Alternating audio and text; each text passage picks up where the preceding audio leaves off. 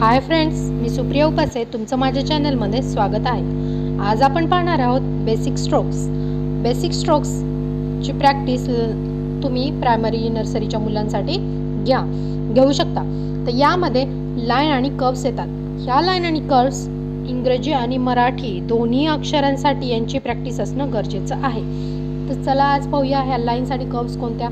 तर या लाईन्स ह्या स्ट्रेट लाईन्सला स्टँडिंग लाईन असं म्हणतात। These are standing lines. तर मुलांना, लहान मुलांना, प्री प्रायमरीच्या मुलांना तुम्ही असे डॉटच्या स्वरूपामध्ये त्यांची असे डॉट्स द्या आणि त्यांना त्यांची अशी प्रॅक्टिस करायला सांगा, असे स्टँडिंग लाईन्स। त्यानंतर अशा आडव्या लाईन्सला किंवा या लाईन्सला स्लिपिंग लाईन्स असं म्हणतात। These are slipping lines. डॉटच्या स्वरूपामध्ये मुलांची तुम्ही अशा प्रकारे प्रॅक्टिस घेऊ शकता। त्यांना असे डॉट द्या आणि त्यानंतर त्यांची लाईन काढण्यासाठीची प्रॅक्टिस घ्या।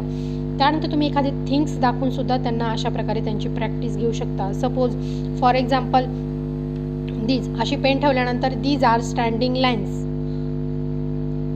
These are slipping lines, these are right standing lines, these are left standing lines. अशा प्रकारे तुम्ही त्यांना थिंग्स दाखवून सुद्धा त्यांची प्रॅक्टिस घेऊ शकता।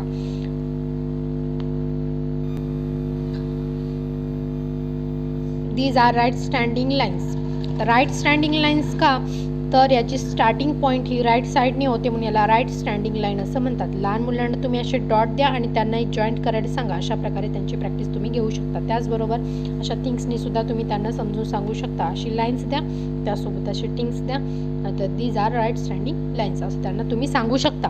त्याचबरोबर left standing lines, these are left standing lines, these line are left standing lines. Left standing lines का म्हणतात याला, तर याची स्टार्टिंग ही लेफ्ट साईडने होते म्हणून याला लेफ्ट स्टँडिंग लाईन असं म्हणतात। राईट कर्व, हाफ सर्कल किंवा राईट कर्व यालाच ओपन कर्व असं देखील म्हणतात। ओपन कर्व हा राईट साईडने ओपन आहे म्हणून याला राईट कर्व किंवा ओपन कर्व असं देखील म्हणतात। राईट ओपन कर्व असं देखील म्हणतात। तर लहान मुलांना तुम्ही अशा डॉटच्या स्वरूपामध्ये द्या, म्हणजे त्यांची लिहिण्यासाठी प्रॅक्टिस चांगल्या प्रकारे होईल। लेफ्ट कर्व किंवा यालाच क्लोज कर्व असं देखील म्हणतात। हा लेफ्ट साईडला ओपन असतो म्हणून याला लेफ्ट कर्व असं म्हणतात। अशा डॉटच्या स्वरूपामध्ये मुलांना दिलं की त्यांना चांगले अक्षर लिहिण्यासाठी त्यांची प्रॅक्टिस होते। अपवर्ड कर्व,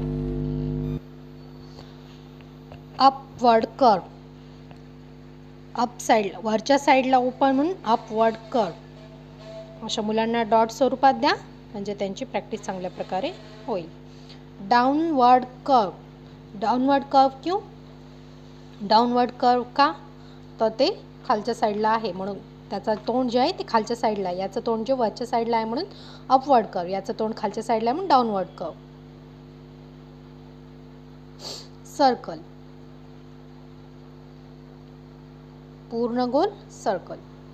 अशा प्रकारे तुम्ही मुलांना त्यांना लाईन्स आणि डॉट्स आणि थिंग्स, अशा थिंग्सनी सुद्धा तुम्ही त्यांना समजून सांगा आणि डॉट देऊन त्यांना अशी प्रॅक्टिस घ्या।